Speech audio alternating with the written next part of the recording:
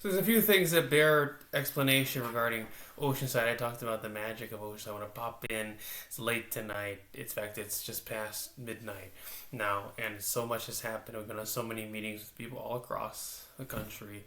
People here, people Pahrump based just 60 miles away. There's so much that's happening. So much has been coming. Support from the community. People calling me all the time saying, "You need to fight this battle. You need to win this. Everything you've been saying." Is 100% true, and I love what you're doing, and I want to thank you for that. But we learned a little bit about history, just a little bit, from all around. We're talking about the New Penguin History of the World, J.M. Roberts. What a treatment of world history that is, and the language in it.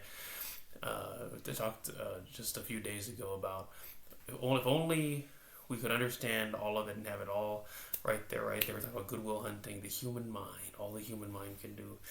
And what I didn't touch on was the other side of Oceanside. So you're there. I talked about sleeping there at the train station and the walks you take down to the beach, being able to see the sunrise after just some hours earlier before retiring to bed. You don't get shot in these places. You don't get shot in these places, but at the same time, there are trade-offs. We talked about. We're talking a little bit about the differences between these regions that are typically conservative, and this, we talk about high desert California as we move farther away from the urban epicenters. We talk about, like, for instance, you look at Nevada, how it's structured. You look at the election heat maps, Democrat versus Republican. We talk about conservative, liberal, conservative, liberal. We know about the Nixon realignment. I'm no idiot. We all did basic political science. I'm no political science doctor. We know about the Nixon realignment and all of that and what it was before. So when we talk about the Big Five in Hawaii and it sort of being known that they lean toward Republican Party politics in the United States, was a different thing. We know about Robert Byrd. And so much of this and the way things, these factions that we really don't like and what they gravitated to, we know there was a realignment. There were several realignments, and there's been one. There's been one. We are still waiting for the shakeup. Sometimes it takes a little bit of time, but what we do know, and so much is happening, and regular, everyday people are going to have to re-examine so very much, and I think we're going to have to go back to Vietnam for some of it. Vietnam, what sparked all of that. I just saw a car today when I was out there taking a lot of these phone calls, talking to a lot of people right now. In fact, as the Fall Festival in Pahrump gets underway, and in fact, it was the first night, this night, Thursday, the 31st of March, when we started to see these rides ramp up, light up, and what a fall festival it is. And that stage where they're going to have these concerts, I was there seeing it all get set up. Political candidates, we saw Mr. Kampf there running for, on the Republican side, Republican ticket, for county clerk, and they deal with so much. They have, of course, the voter rolls and his campaign there, and you want to go onto his website there if it's up yet, and you want to definitely go on and talk to him in public. He's right here in town. Folks here that are Nye County voters here in Pahrump about what he has in store for you. Get to know this guy. He seems like a really great guy. I'm gonna come around and say I think he's the guy. He's the guy. He's got me behind him because he knows his stuff. He knows his shit there, and he's got a really great case for all of this, and he's absolutely. You want to talk to him, he'll tell you there are ghost, as he says, ghost names on the voter rolls. It's not a good thing. It's not a good thing, and there have been so many people that have left Nye County, do not live here, and there's just no way, and then they want to go through this, so like John Prudent promised, and there are questions there with his. Right, we definitely want to, as his constituency audit. Speaking of financial audits, and this was his promise of getting the books balanced. So certainly, it's good news. We're off fiscal watch and all of that, but look, audit his performance, and there are questions there. There's always going to be questions there, but similarly, we're going to just get rid of all this stuff that shouldn't be there. He's been working with the folks from Giuliani's, right, to get rid of this Dominion voting system that is just absolutely terrible. We've seen so much about it. It's not secure. You've got so many questions there, and we're going old school. Are we looking at paper? You still look at paper, but we're going back to paper in a lot of cases because of how these questions and technology, you can deep fake an entire election. We all know it. But talk about that, so we all know about that. But we're going to have to go back to that and realize I mean, support the military, not when they're going to be coming back from Needless with helmets. Then when they're putting them in helmets, and we talk about looking down on Jimmy Kimmel in Hollywood, right? And how he's interviewing now President George W. Bush, Texas oil man, right? Himself, the son of a CIA Texas oil mogul, with that, and it's here he is with these paintings of these people that he mangled that way, and history is the judge. We are the judge of it, and there's it's just a very sad thing. And but like I said, it's better if Jimmy Kimmel doesn't know. He's a player in history, but you look at it, and what a sad thing it is that he's just painting his childish paintings of these people that he's mangled that way. We've got all these VA, and I mean we got to make sure we're not going to fight World War III. Right, and if we don't get out ahead of it, we're gonna end up fighting World War III. And then, so that's what he said. That's what he said. Oh, I know the stakes. Basically what he says. I know what direct involvement means. It means we're gonna get in there, and it's World War III. And what he left out was, and we're gonna fight it. You see it in his eyes. We're gonna fight it, but we're gonna have people coming back with helmets, and you can't allow these folks to push the same argument. That because that's what they do. That's what we got to get into it. Just like the rail in Honolulu, we got to get into it. And once we're in, and now the people that are trying to defund the whole situation here and say, oh, we got to bring them back, and all of a sudden you're Hanoi Jane, just fuck the whole thing. Make sure that doesn't happen. But that's the whole point here is we're going to talk about Oceanside, and we're going to talk about Hawaii, and we're going to talk about what it is to be on the wrong side of a socioeconomic spectrum, let's say, in our society, and where you're walking and the things you see all about you, and how the experience of being in a neighborhood based on what you can and cannot afford is vastly different for people walking through the same. I talked about, I think with Vegas, a lot like New York. I mean, of course, it's a bit different, but it's not exactly London. You talk about the knowledge in London. They talk about the knowledge. If you're learning to drive a taxi cab, London taxi cab. So by the way, it is a great cognitive exercise. And even if you're not doing it, they tell you this, that you're going to go and you're going to learn this, how to go drive a taxi. And there's so many loops and overpasses and roads curving around that just if you don't study this for months and a year, even the most brilliant visual spatial minds, you're going to get lost, and you're going to lose a lot of money, and you're not going to be able to drive a taxi in London. Now, grid cities like Chicago to an extent, a bit like Las Vegas, New York's the ultimate one. This is all a grid.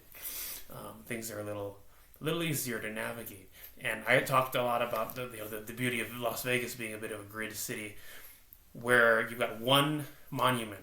I would say it's one property, especially in the residential areas, Summerlin, Henderson. Southwest, Sky Canyon, Centennial, wherever you're at, you've got one place, standalone place, whether it's think about kind of like the Arts District, right? There's a bar you like, or there's a restaurant you like.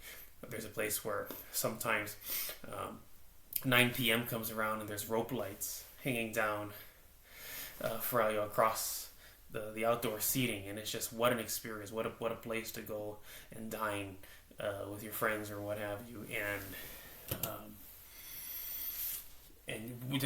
there's all these other places, and whether you're approaching it from the northbound direction or from the southbound direction, and whether you're making a left or a right around a certain block, all of a sudden, even though you're looking at as the core one particular property that's the same place, depending on which direction you're coming at it from, right, and on the map, and also based on your own history, what your tastes are, the way you look at the world, which is not entirely separable. You can't completely extricate it from the grid, the matrix of visual spatial, moving through the grid, right? I mean, because the decision of where you chose to live, the way you look at the world, your experience of a city, your memories amassed around a core that is simultaneously incredibly personal, based on how you were raised, how much money you had as a child, what your background was in the home you grew up in, political stances your families may have taken, how you broke away from your family, the whether yeah indeed. So we talk about whether it was a highly liberal neighborhood, conservative neighborhood, and even these terms are incredibly insufficient to for the argument I'm making here. But that's exactly it. For instance, are you the kind of person that likes to go up the nooks and crannies and travel less traveled roads and make less common turns? Your experience with Las Vegas, for instance, if you're around the Arville, Sahara, Decatur area where there's that Starbucks and then mall right across the street, there's a UPS store, a standard old strip mall. But there's See's Candies there, one of the couple of See's Candies we have in Las Vegas. You get a big box, pounds and pounds of rum nougat, and those amazing See's Candies that you like. Just come home bearing gifts, right? Like I said, personifying Lurleen, that beautiful blonde. I think that's Jamie. In the old, Mohan is a big name in this town, Mohan, and you go back through some of that, and he's sort of the one that put a lot of people on the map over the years.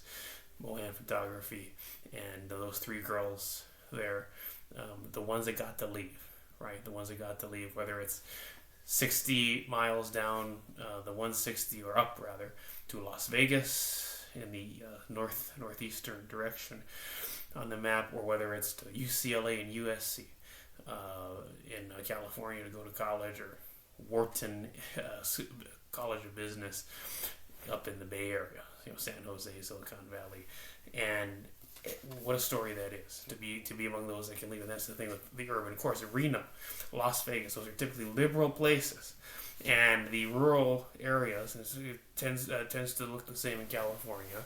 The less populous and less urban a place is, the more conservative it is. And the reason you look at the maps is because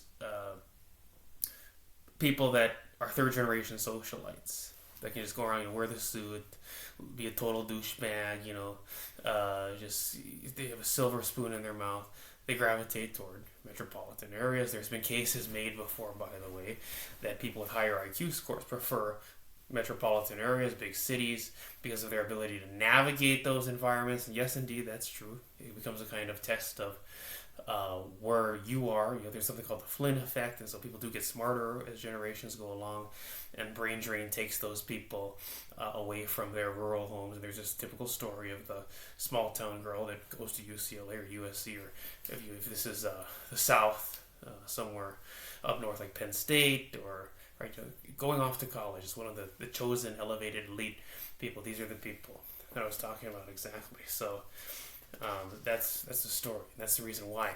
So we're 10 minutes in. We don't want to make this too long. I've got to get some shut-eye so I can keep doing this for you. There's so much that's going to emerge. We're going to have a lot of news for you. So much I can't talk about. But I love you. I love you so much. And who I'm talking about is Parumpus Paradise. Right here. Right here, right now. Parumpus Paradise. That will never change. I promise. That will never change. Jordan B. Peterson. He's been on the map lately again after this Will Smith incident where he bitch slapped Chris Rock. And now we're seeing all the LAPD was there, and they asked Chris Rock, "You want to press charges?" So yeah, he said, "No, don't do anything," because on TV, they're going to put Will Smith in handcuffs at the Oscars. Now it's all coming out, and there's so much more we have to worry about than that. I talked about they're getting rid of LAPD at the metro stations, the sheriff's laterals. They're not unarmed security. There's a lot to come out of that. I mean, why exactly is it that we can trust that there's not going to be incidents that require there to be police with guns there? It's a very good question. Maybe there is a reason. If there is a reason, it's something we have to know about. Are they employing the level of anti-terror, mind control kind of security that they have in the Las Vegas casinos, in public places all across Los Angeles? Is a good question. Where if someone just has a thought or has a level of adrenaline and the cameras sense. We all watched Person of Interest, but really it's back to Minority Report. We're using it to make people better, or are we using it to put charges on people and make felons of people just because the elites choose them to lose? You see what I'm saying? And there's a lot of questions. There's a lot of questions that's really, at the very least, let's answer that question. You don't need to prevent a mass shooting. And now we trust that there's not illegal guns in the streets in LA, or people there's going to be mass shooting. Okay, why? And we have to have a discussion about that. But there's a lot more to worry about. World War III apparently is one of them. Again, what he leaves out is, and we're going to fight it. It really doesn't look good. And if we stave that off, you have to remember you're going to go through our social media posts a year from now, 2 years from now. So these people were paranoid. They were crazy. But if we weren't talking about it, and we weren't saying, look, don't let them do this, is because exactly how they're going to do it. They're going to get in it, and there's going to be U.S. involvement, and it's going to be all the people that want to cut it off, and there's defund it. Congress isn't going to fund it. Now these people are the evil ones that want to want our boys coming back with helmets and traumatic brain injury and drooling on themselves. Being in a total nursing home situation like a GWB did to so many people. Cindy Sheehan was at the time was like, come on, stop crying there, lady, over the drones. But she had a point, and that's what I'm saying is there was a realignment. There was a Nixon realignment, and Republican, Democrat, Conservative, and Liberal, the way that they're tied has very much changed, and we have to think about things. Because I go through Ala Moana in Honolulu, for instance, or you go through a fashion show here in Las Vegas, you go through Galleria, and there's luxury shopping all around. Louis Vuitton, these places where there's, for instance, in Honolulu, you have Waikiki, the strip of Kalakaua and Kuhio, and you've got the Saks Fifth Avenue there now, Nordstrom Rack, all of these things you have at fashion show, amazing luxury shopping. And by the way, in Honolulu, as winter season comes to an end, people flying back to Chicago, or they got a direct flight to JFK, or they're catching the direct flight out of Honolulu that United has to Newark. They use this 777 for that, right? They're going to be needing a winter coat. They don't have one when they're in Honolulu, and so they can go into a Saks Fifth, or they can go into Nordstrom and pick up a pretty nice winter coat, Nordstrom, and you can get that's one of the few times you can get a pretty good deal in Honolulu, because the locals that are there, the people from California, LA, I see people coming out of in the winter season, the metro station, 7th Street subway station, looking like they are in Chicago or something. I guess they just love dressing up that way. Come on, kids. You gotta. It's LA. It's LA. It's 60 degrees out, but and so they want the just go to Chicago. But that's one of the few gems of Hawaii that it offers, is despite the cost of living situation, which is very real for a lot of people. That's why a lot of people end up here. It's the truth. You go, shut up about it. Your fuck. I don't know. Well, we're gonna talk a little bit about the magic of these places in light of what people on the wrong side of that see. But long story short, Jordan B. Peterson is very clearly and accurately describe why people are liberal and why people are conservative. And all I'm going to say about it is this. I can put up a link to that video. You can watch it yourself. But here's the way I put it. There is a monument at Gettysburg. It's called the Friend to Friend Monument. And it depicts, long story short, a Union soldier and a Confederate soldier. And one has fallen in battle. And there's someone on the other side of it in the Civil War that is rushing to his aid. And the way that I look at that, it's a very complex situation with Civil War and all that was about Lincoln, but the symbolism, the archetypally, is when you die and go to heaven, if there is a heaven, you don't go there and stay Barack Obama. You don't go there and become Barack Obama. Barack Obama becomes Donald J. Trump in heaven. If indeed there's a place where, as I said of coach of the UNLV basketball team, what is his name? Casimidis. Anyway, really big guy, big important guy here. His name is same. The family's name is has a daughter and or granddaughter, and it's a doppelganger family. Republicans in Reno. Why does the name escape my mind at the moment? But anyway, there's a statue there. UNLV, very important piece of history there. It looks almost like he's vomiting into a barf bag, but if you know the history, that's fucked up perfectly, as they say in Vegas. But if you know the history, what he would chew on towels when he would coach the UNLV men's basketball team. And I said that this is a place where there is no one left to coach. And so I guess it's you, kid. And when there is no one left to coach, language, words, beautiful stories will never suffice for $1 billion or more. 10x it. And then some. You see what I'm saying? And you've got these book titles. Promised Land. And you've got Hillary, you look at her, she's got, if I did it, if I, just like O.J. Simpson, if I had, won, here's what my victory speech would have been. Oh, that's nice. It makes you feel bad for O.J. Simpson because she's writing, if I did it. And O.J. Simpson, this fucker, I don't care what you think about it. You got Johnny Cochran's situations. Oh, everyone knew that your glove doesn't fit, you must have quit. The guy had arthritis. After all these years, NFL and full arthritis, and just Johnny Cochran, don't take your pills that day. We'll try the glove on. Of course, the hand's all inflamed. Of course, it doesn't fit. The glove doesn't fit.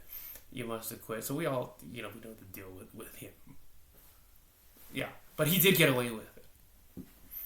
And here he fucks up in Vegas. The guy tries to rob a casino. We don't let people get away with that.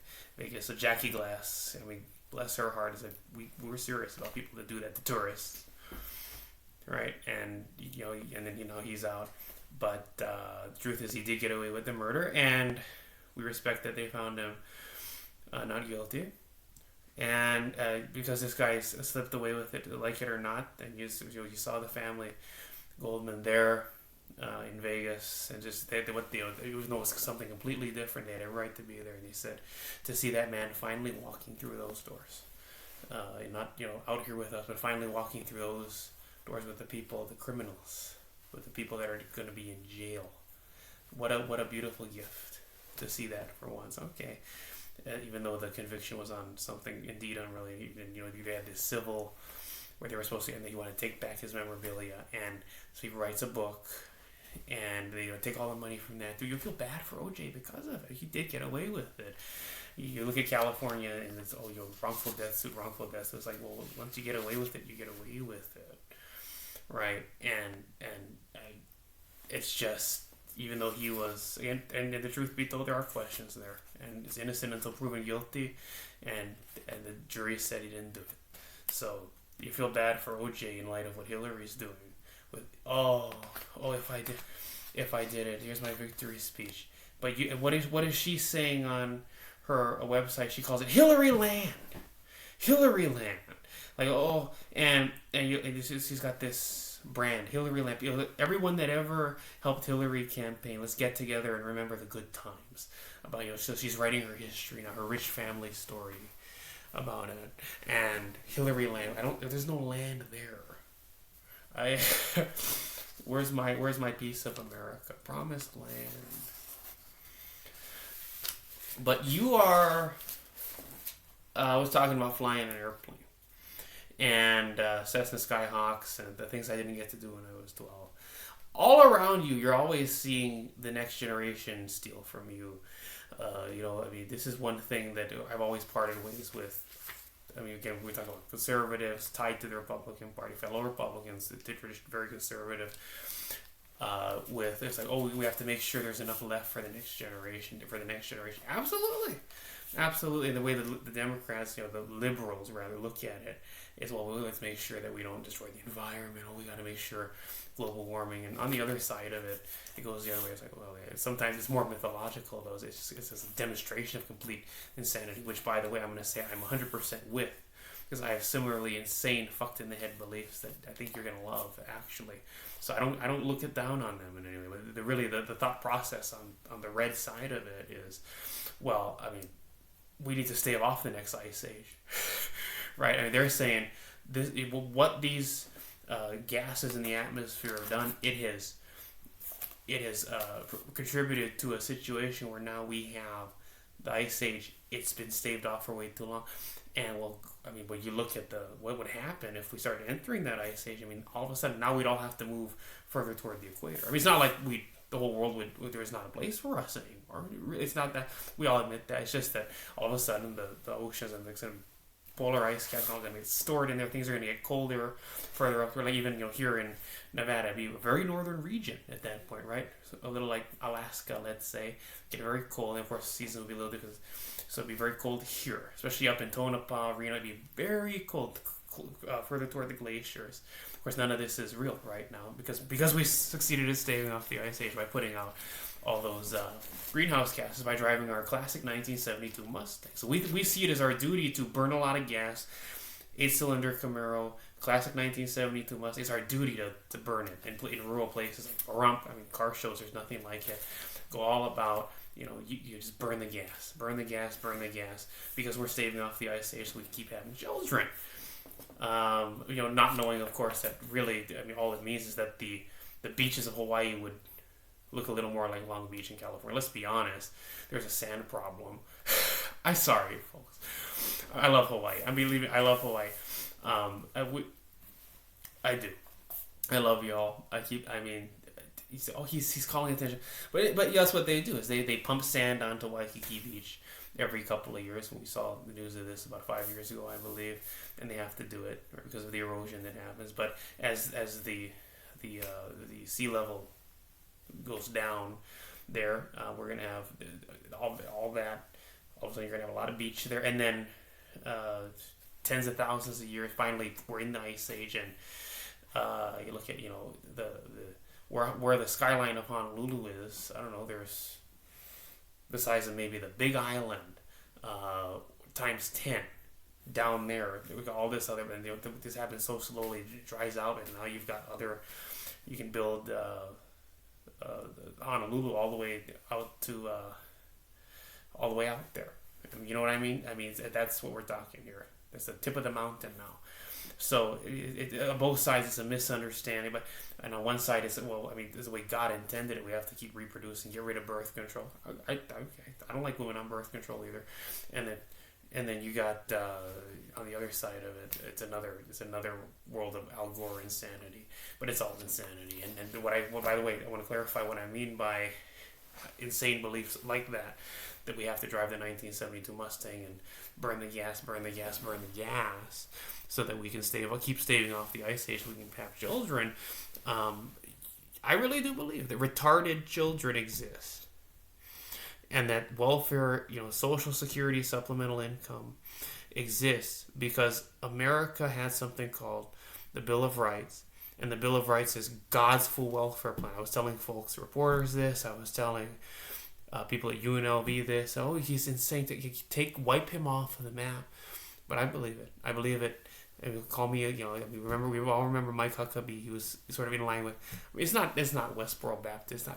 But seriously, this is why.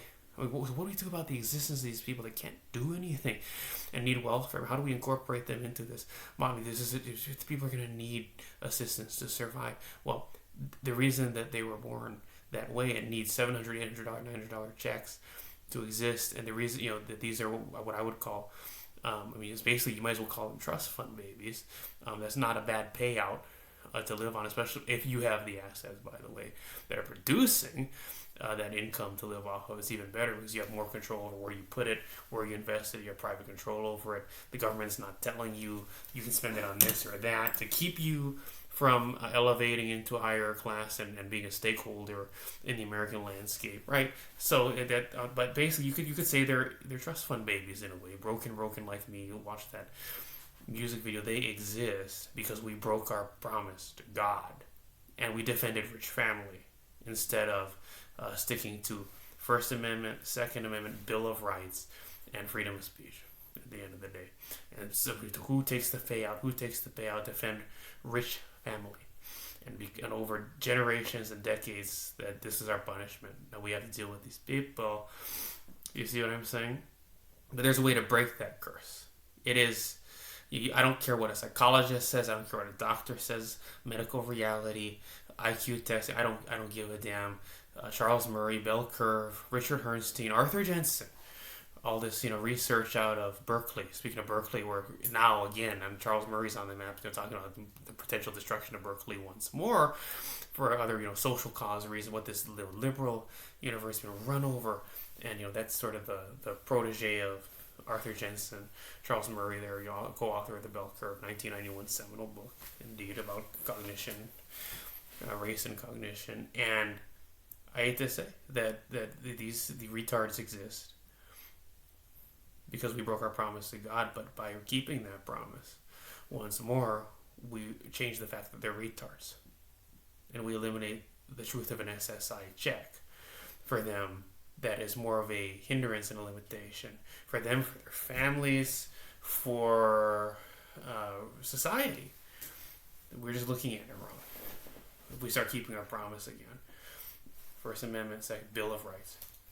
Talk about Louis Vuitton, Nordstrom, right? And that's what I wanted to bring up. That's why that matters. You look up the history of some of these: Louis Vuitton, Coco Chanel, Nazis, Germany, World War II, post-war period, interwar period, and post-war period. And really, America has a long-standing tradition of jumping into the world. We're going to jump into the World War. If there's a world war, we just jump into it, stay true to our roots. And anyway, so, out of this, for all this defense contracting, all this, we talk about military-industrial complex, the old conspiracy theories, when people said the word Illuminati, you get so tired of it, it's like, stop it already. But that's what this is. And out of bloodshed comes opulence. There's the fruits of toil, like, tilling the fields over years, or, real estate investment, the fruits of toil. I've always told people, land speculation, it's risky. The truth is, it's risky. You got to really think about it, because vacant land, no asset there. If you think about it, again, as I always say, bring in the big guns for you folks to get advice from, in many cases, licensed, CFAs, people that have done this before.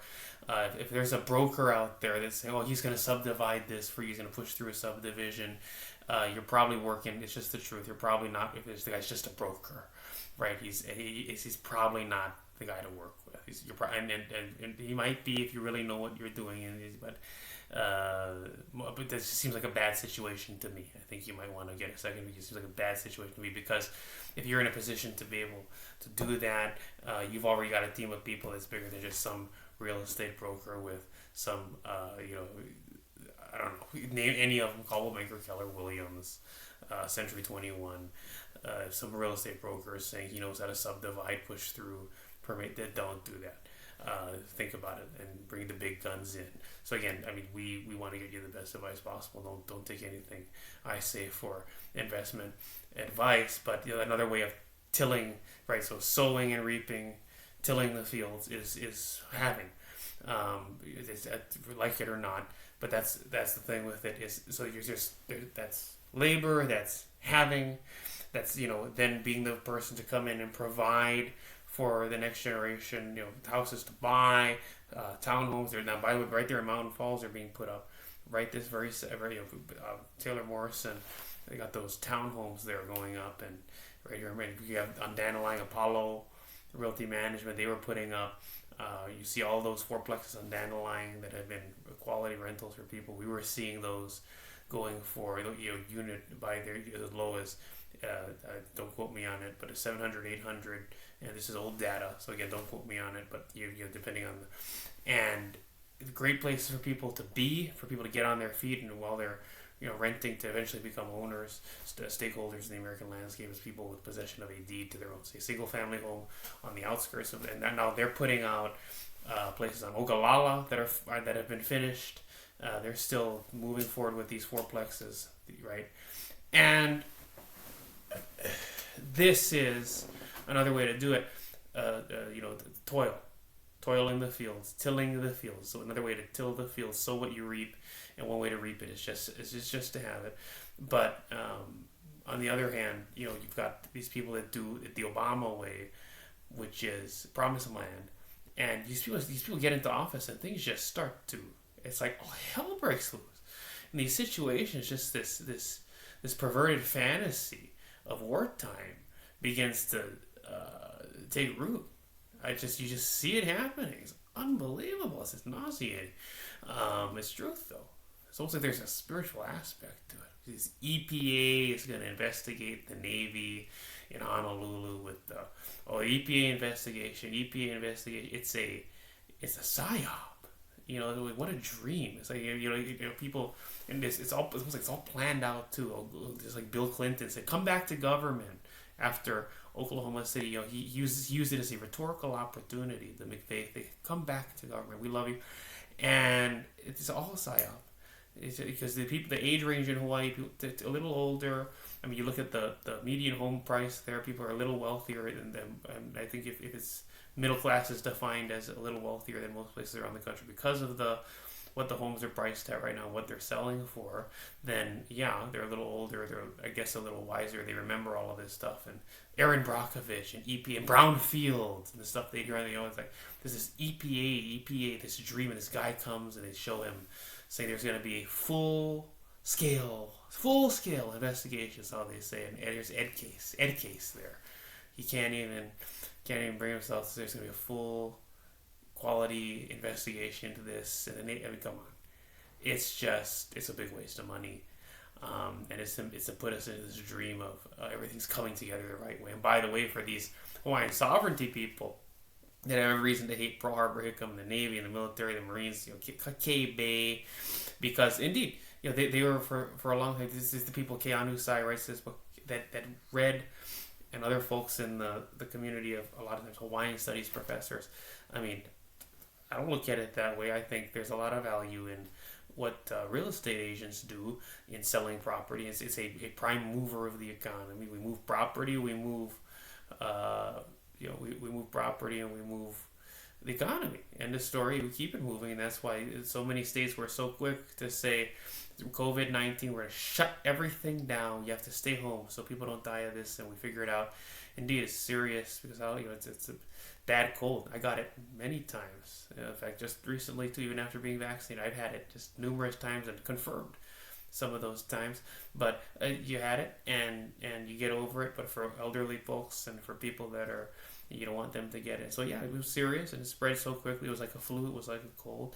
But because of how many people were getting it, you had to put on ventilators, and sort of protocols were developed that were a lot better as time went on, and people really started to survive it, even if they had to be put on the ventilation. It was so amazing to see what these doctors were doing, but we shut everything down. Who's deemed essential? Construction.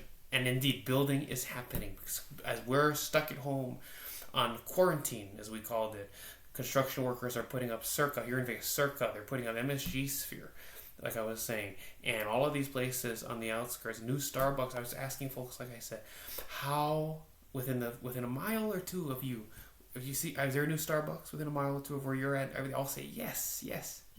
And more than just that, restaurants, amazing places to eat, chain restaurants, like churches going in a lot of places, and chicken, and regular McDonald's, Jack in the Box over there. I talked about 3 years old now.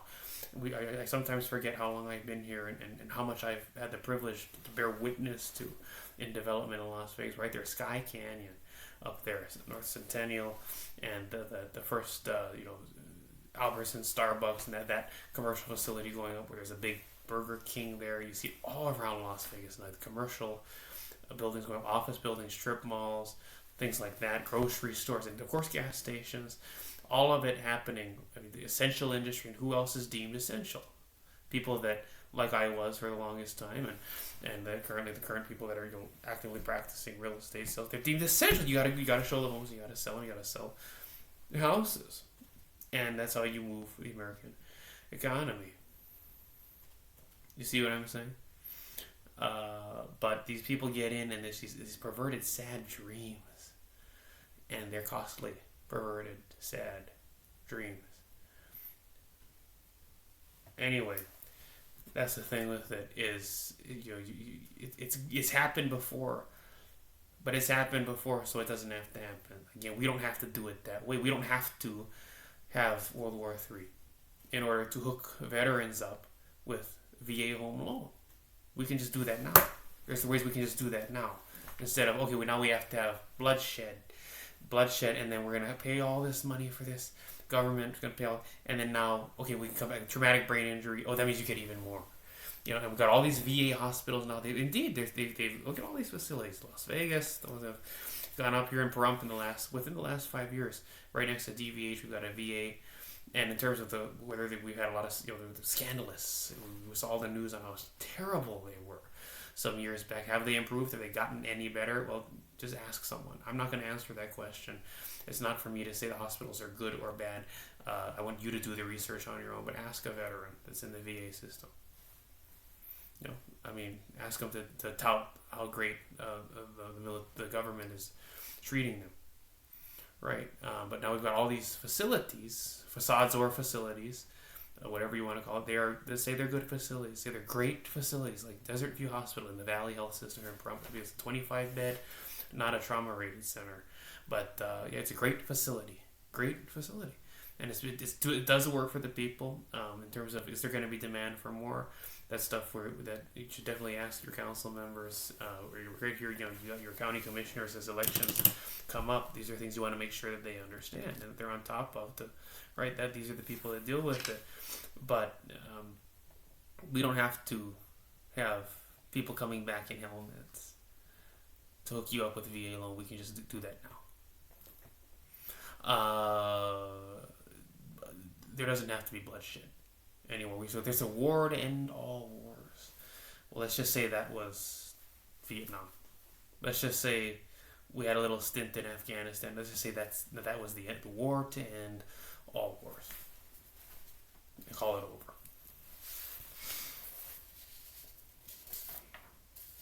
So I'd rather do it that way. And talk about Oceanside, getting up in the morning. And you go right out to that pier, and after the sun rises over the mountain toward the Pacific, toward the west, you walk into that sunrise. Up Mission Avenue, right from the beach at Oceanside.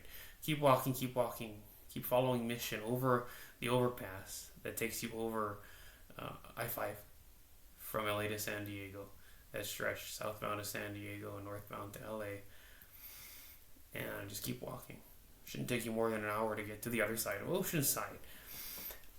That's how I do it, and we make do. We make things work, and everything that's, we talk about vanity fair, and you can't always have a douchebag suit on, like I do today when I was meeting with all these folks, shaking hands in public today, and also with people from all across the country, like I said, that really are on my side with so much of this. And you can't always wear a suit like this. Sometimes you're going to be in as tropical as the environment. I do love the temperatures in California. It's not bitingly cold, but in all fairness, but you walk up Mission, whatever you're wearing, if it's a t-shirt, we came to the world naked, but you walk up and you keep going, and then you end up in a kind of industrial area. You come down over this big hill, and you're looking at an industrial area. You see the SPCA there, animal, pet shelter. Keep walking, you keep walking, and you go past what are a lot of these, for the locals that live here, and up toward where there's a beautiful subdivision up there in the mountain. If you go far enough past the California highway there, the Mission Freeway, and you're going to cross that street, cross that highway, and you end up at an airport. After walking through some of the industrial area where there's some breweries, cool breweries, where they've got craft beers and great food scattered about that industrial area, and you walk up, across that freeway, and there's an airport. It's a Bob Maxwell municipal field in Oceanside. And I talked about flying airplanes. When I was there, I was talking about how you always see the next generation stealing everything from you. I saw what looked like a 13-year-old walking out of a Cessna 172. Now the FAA would say this person's too young to get behind the yoke of a Cessna or a Beechcraft, a Bonanza or what have you, and learn to fly a plane. As far as I know, he was old enough. And then the flight instructor takes them out there, and the mom sort of grabs them, and as far as I know, he's old enough to fly, and as far as everyone there knows, he's old enough to fly too. But so if he's sneaking in, I won't say a word about it. And the mom drives him away in the white, economy, minivan. So I think it might have been a Dodge minivan, and it's amazing to see people doing things that I never got to do. Right, I never got to do that, and you do want to see more of that around you. There might be a way in, though. People will find their way to these regions. I say Pahrump is paradise, at all ages. And a lot of them are going to be people in Honolulu. We talk about the term, anywhere. I mean, even in California, third generation socialized. I say Honolulu because that's what I'm familiar with. Kalihi area, let's say, where the old Kuhio Park Terrace is, as we used to call it, the KPT, the two big pink towers, as we say, and public housing and mayor rights housing, welfare, Hawaii public housing. And these people that have been in it for generations, and they're thinking, all of a sudden they get their dental work done, their medical care, their social services, the medication that is often forced on them because of the environments that they're in, just to be alive, if that's even life, you know what I mean? And they get it all at a healthcare center, a dental center in Kalihi or around the island, and there's this company name you see everything you grow up and you're familiar with. Harry and Jeanette Weinberg Foundation. Harry and Jeanette Weinberg Foundation. These are the people that have all the Honolulu's a big major site for them, among a couple others. Israel is one of them, right? And you've got Chicago, Baltimore, and Honolulu is another one of these because they owned a lot of land in Honolulu. If you look at their sort of story, Harry and Jeanette Weinberg, they were major stakeholders in Honolulu as things came up, 40s, 50s, 60s. And this is how they give back as things have been developed on those parcels, and they've reaped so many benefits from it. But this is how you grow up. You get your care at a Harry and Jeanette Weinberg Foundation. And just to be a 6-year-old or a 7-year-old with a level of insight and understanding that's deeper than the others. Right? Maybe there's more to this. And so you take, and people forget how walkable Honolulu is. People will drive from central Oahu, and so if you're in Aiea, maybe it's understandable why you'd have to catch a bus. Or now they've got that. They're supposed to have opened already the first leg of the Honolulu Metro system, the HART, the train there. I don't know. We've got to take a look into it if it's met that March 2022 opening date. But in any event, it's far from complete. It'll get you from Kapolei to Aloha Stadium.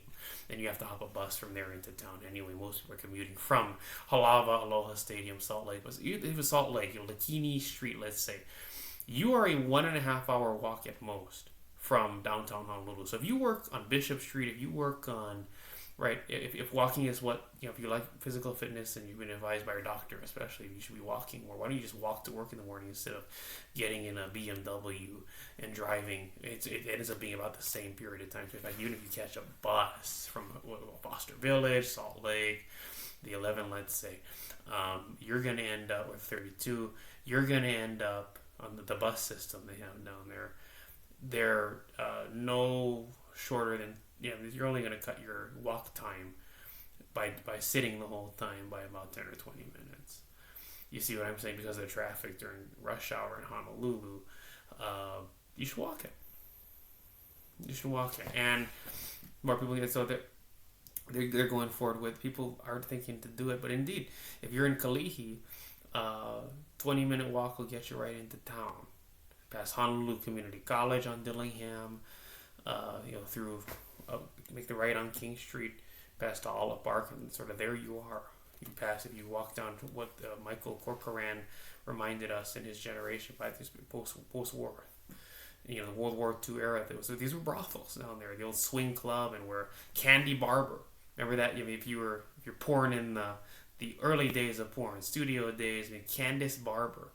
You're the first sort of girl next door that was in porn that people would watch in the 60s, 70s era. And then, so what did she do when she got a little older? And they stopped filming her and distributing the tapes there. What she did was she became a stripper in Honolulu. She moved to Hawaii and she started stripping at that swing club there. That is now Bar 35. And you could have you could be a aloha shirt wearing guy on the 70s, late 70s, and early 80s, Bishop Street, and just pop on down Shit Street for speaking of porn matinees and David Berukowitz and what there's a lot of questions there. No one's perfect in law enforcement. Indeed, absolutely, we need to look into all of it. But some of that language does get salacious, and I'm taking a more balanced approach to let's wait till those facts come out. We had Art Kane put out that article, but porn matinee, you could have her ass cheeks in your face, and for putting a couple 20s down on and she comes right off the pole and puts it right in your face there at lunch. And that's Candice Barber. That's the first girl next door in porn, right in your face. And crazy thing about it is that's just sort of, you think about it, if you're one of these folks, she's the Shauna Lene of that era, right? But just these names from my old days, grew up on Twisties kind of thing. These names I remember, she's more of a kind of a Jelena Jensen, where she's so much older now. I don't get to look at these girls as much anymore. Just don't have the time for it. That's the thing you could do back then before they cleaned up. Liquor Commission was a big deal. It was really a movement late 80s, 90s because of all it was sort of a high crime and was high crime, and there's always waves, and we want to keep it cleaned up, and we didn't want the local kids starting to drink and get into that kind of stuff. Why? Because their lives are going to be too costly. They don't have the money to have fun. They need to be working all day. That's why Byron Uesugi went in there at Xerox. Boom, boom, boom, boom. I don't want to fix your new digital Xerox machine. You need to have a little fun. You know what I mean? But okay. That's why the locals are always discriminated against. You don't get to play tourist ever. Go somewhere else to be a tourist. But guess who? If you're in an environment like that and working this, guess who can't afford to fly to LAX and do Honolulu in Oceanside, or flying to San Diego and do it, or go to Hermosa Beach there in LA. That's a good beach too, right there, LAX, and do it there. Guess who doesn't have the money to do that? If you're working at Xerox. Dunder Mifflin, The Office. That was Scranton, Pennsylvania. Delaware, the whole Delaware situation. That's America at large. People that come from Delaware. Fuck Joe Biden. Right, America at large seat in the... And that's not a show we want to watch. It's not a show we're going to defend in any way. But, that's all there is to it.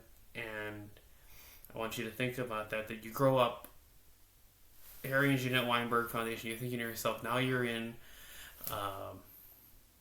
town, how could I be a lawyer? How could I be even a title and escrow officer? I'd say title guarantor.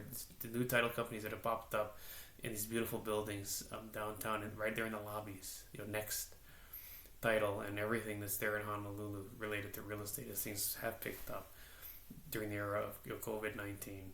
And we had the median home price there per Honolulu Board of Realtors hanging for so very long, $1,050,000 SFR.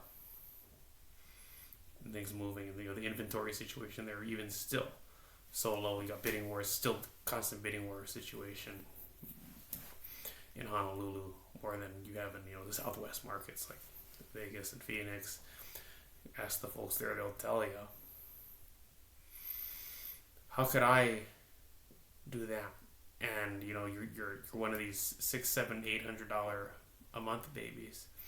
Harry and Jeanette Weinberg Foundation. And somehow, by asking that question, you end up in a place, perhaps, or the opportunity to take your children to a place where they are not the beneficiaries of an insufficient trust fund. And that place very well may be a Beatty, Nevada. It very well may be a Tonopah in Nye County, maybe Pahrump. Even though as we cross the 50,000, like I was saying, that we let go of our virginity as a town, Pahrump. People are talking incorporation, the advantages of that incorporate.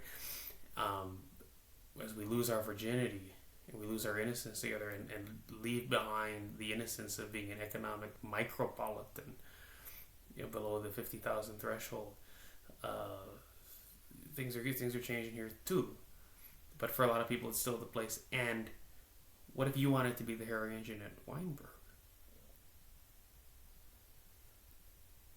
What if the people you wanted to be interacting with weren't using EBT cards to buy food that isn't sufficient anyway, but the environments that you wanted to shop in, and Costco is great, absolutely. But Whole Foods, they're on Queen Street in Honolulu. What if these are the thoughts you think about? Then you're gonna find yourself somewhere else in the country, most likely, to do that, to be around these people, and to entertain ideas that are bigger than pro-collective government welfare recipient weakness. If that's what you're trying to escape, you're probably going to have to change your geographical location to do bigger. And you might end up saying Pahrump is paradise, one way or another. As we were learning the history of the Big Five in Hawaii, and you look at Dole and you look at Castle and Cook, and nothing's what it used to be. These names in a weird way, it's like we're all trust fund babies there. In a way, we're enjoying the fruits of the toil of generations of labor in Waipahu, canning at Dole Cannery. You see the pictures of people working there. You take that Dole Cannery field trip that we all took in our elementary school days, Hawaii deal. You could take it once more. You walk through there. By the way, they are open, and Wailua Coffee is open. There's some good coffee. There's some little restaurants down there, and there's a game place that the people that are into those kinds of people that are into the games, board games, do that kind of like a hypnocomics. There at Dole Canneries, it's a cult type of thing. Great theaters there as well. But Wailua Coffee is open. You can get Dole Whip there. If people familiar with Dole Whip in Hawaii. Outside of a couple of places, it's not easy to get Dole Whip. Pineapple soft serve, ice cream, and that's one of the places where on a daily basis you can get it in a cup of Wailua drip, Wailua coffee, just for novelty. And take that field trip, that self-guided tour of where these people spent hours and hours and hours. You look at the history of it, and they had their own sports teams, and they had their own recreation, daycare, because of how strenuous that labor was to earn the money to get by in the most basic ways. So you look at the picture, that girl looking back at you, all with the hairnet, walking up the stairs, and that's got to be your grandmother. She did all of that for you. Right? And as you start to think about things, well, I guess in getting hooked up with my 30-year mortgage and my piece of the American landscape, if it's the Koa Ridge is going up there in Honolulu, on Oahu now, one of the last vestiges of where they've got single family, but a lot of it is townhome, condo, and that's it's in Kapolei, West Oahu, as we say. There's a lot left as well, but that's Central Oahu. That's Castle and Cook. They built up Central Oahu, Mililani towns, Mililani Maka, Mililani town. That's Castle and Cook there, across from Patsy Mink Field up, right? And there's a final nook of it down there to develop in Koa Ridge. After so much, they pushed it through. There were Supreme Court cases. They approved it, and then they broke ground, and now we're seeing they're selling as Castle and Cook's new homes there move forward on Oahu, and me getting hooked up with that. I guess in a weird way, that was my grandmother there that did all that work for me, and as someone that's maybe 2-year degree or bachelor's degree, and that's the gift she gave me. But for some people, even that is not going to be sufficient. So for some people it is, but for some people, especially as they start to think about it, no, because this one guy owns Castle and Cooke. What's in a name, right? There's a guy named David Murdoch that owns Castle and Cooke. And how he took that over, he was a chairman of Dole, right? And it's a weird thing. I mean, the Castle and Cooke didn't exist for a while. It's one of the names of the big five: Dole, Castle and Cooke. And then Dole was a big thing. They had their own challenges. They've had to, of course, downsize over the years. Hawaii operation. That's why Dole Cannery doesn't do that anymore. Of course, they are still major clients of Matson there, and they've got containers and containers that go, because they do produce up there in Whitmore Village, central Oahu, a lot of pineapple, where you've got that biggest maze in the world, and where you can get Dole Whip, the tourist attraction, and they're a big client of Matson, and they still ship the old Hawaiian-made pineapple to the mainland, stuff that your economic-minded great-grandmother might have in San Diego, or not far from the sales offices of Hawaiian Pineapple Company, located in the Bay Area, San Francisco, might have gone to in the 30s or 40s. Your great-great-great-grandmother, let's say 30s or 40s, they're your economic-minded, home-ec-minded homemaker, right? Always make sure to get the vacuum-sealed Hawaiian pineapple juice. So that's still coming here to the mainland from Hawaii. But they've had to downsize, obviously. We all know it. But that was David Murdoch, and Castle and Cooke was spun. It was a Dole. It was all Dole, and they spin off into Cat. They call it Castle and Cooke, just sort of out of tradition, right? It's one of the big five. It's not what it used to be. It's not what it used to be. But and then they just this one guy, and then he was the chairman over at Dole, and he buys Castle and Cooke. This is a multi-billionaire, David Murdoch.